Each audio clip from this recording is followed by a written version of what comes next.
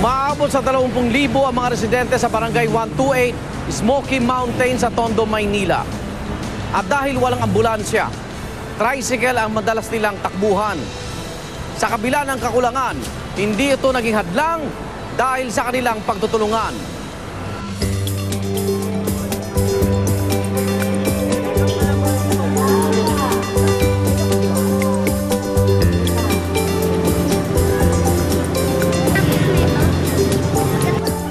Ang Barangay 128, Zone 10, District of Manila ay tinawag na Paradise Heights. Ito yung pamalit sa dating katawagan na Smoky Mountain. Ang kabuang area natin mahigit kumulang 2,500 families.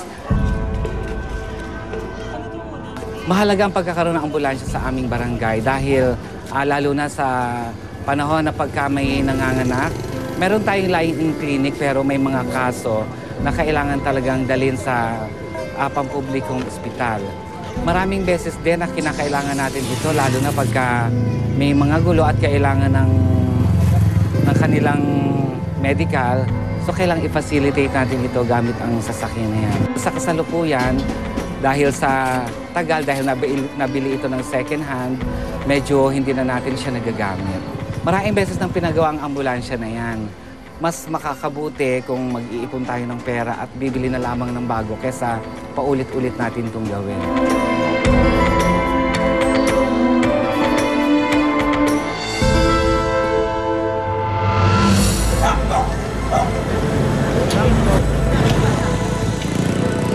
Meron tayong isang pasyente na nangangailangan ng tulong, lalo't higit ang tulong sa sasakyan para madala siya sa tamang institusyon. Meron siyang problema sa kanyang pag-iisip, pero makikita natin siya na palibot-libot. Isa siguro sa dahilan ay kailangan ng kanyang ina na maghanap buhay para sa iba pa niyang mga kapatid. Kaya yung pangangailangan niyang pag-unawa, pag-aruga, lalo na sa pagkain ay parang napabayaan. Sa tulong ng barangay, tinunto ng kinaroonan ng lalaki para diretso na siyang maihatid sa ospital. Pero hindi ito naging madali.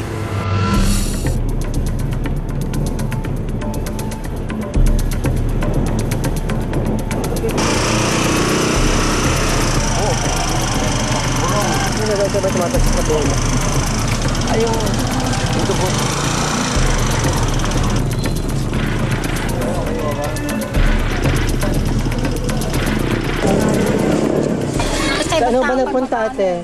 Nilumakit ko sa pagtaas sa building. Tumakbo siya sa building 17, dito sa aming building. Ngayon, ang ginawa ko, sinarado ko yung kabilang pinto. At baka ho makapanakit na. Ngayon, kasama ko yung 2 tanod at saka yung mga residente rito, nahuli ho siya at tinali naman namin at baka manlaban. Iba na ho talaga ang kilos eh. Kung ano-ano na sinasabi.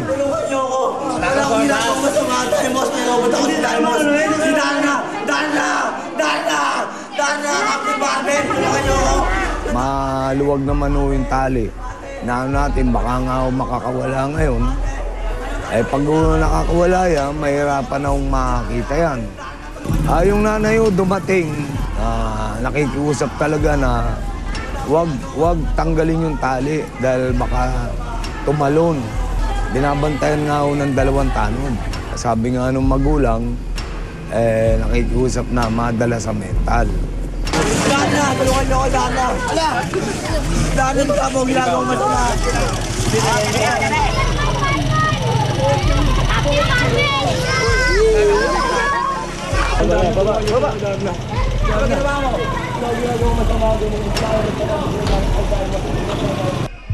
Pagkakauli ho, dinala namin dito sa aming barangay. Kausap namin yung magulang at yung mga kapatid.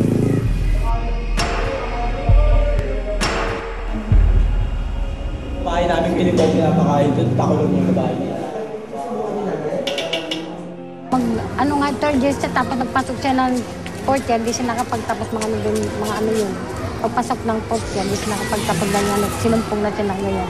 Ano po yan, palakad-lakad, sigan sulat-sulat sa mga dingding, tapos salita ng salita. May mali naman po, ito po yung mali. Mapagaling talaga ho siya. At saka po, yung kailangan po talaga mamimotor ang gamot niya, lalo yung sa utak na injection po. Gamot na resita po na sobrang mahal, di ko rin mabili minsan. Pero yung pang-araw-araw na gamot, nabibili ko talaga. Ang alternatibong ginagamit ngayon ng Barangay 128 para tugunan ang mga emergency pangangailangan ay isang sidecar. Dadali natin siya sa isang mental institution. Gagamitin natin ang sasakyan na sidecar. Pero dahil hindi siya pwede sa malayong lugar, dadali natin siya gamit ang isang van sa tulong ng isang mamamayan na nagmamalasakit. Malaking tulong talaga na sila nagpapasalamat ako sa kanila lahat dyan. Dahil kung walang barangay talagang hirap kami.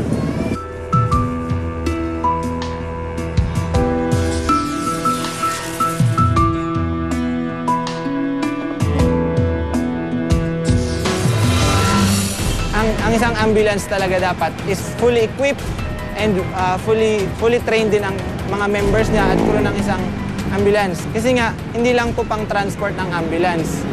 An ambulance is basically an emergency room on wheels.